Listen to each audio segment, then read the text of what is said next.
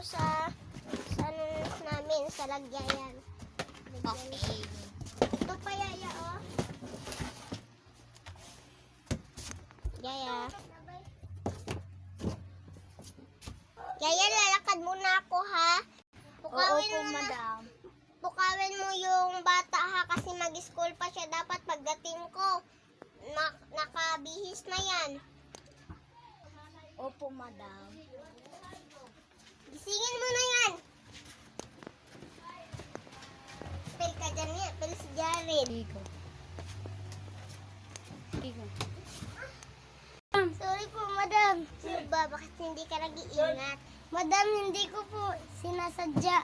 Sinasadya mo kasi yun eh. Oo talaga, madam. Bahala ka nga dyan. Oo, nakabila. Ang sungit naman ni madam. Ikaw na naman. Ikaw naman din. Ay, ikaw yung nakabangga sa akin? Opo. Sino yan? Ang bumangga sa akin? Ah.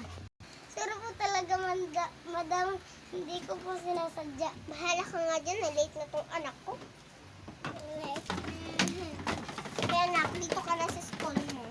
Sige. Yaya, ibigay mo niya sa kanya yung bag niya. Tara na, Yaya. Tara na. Dalhin mo na yan. Ang swerte naman din ni Mom kasi mayaman sila. Ako hindi mayaman. Yaya, sunduin ko na yung anak mo ko. Bilisan mo na dyan. Na-late na ano na ako. Opo, madam. Sorry po. Ano naman? Sen, dali na. Halika na.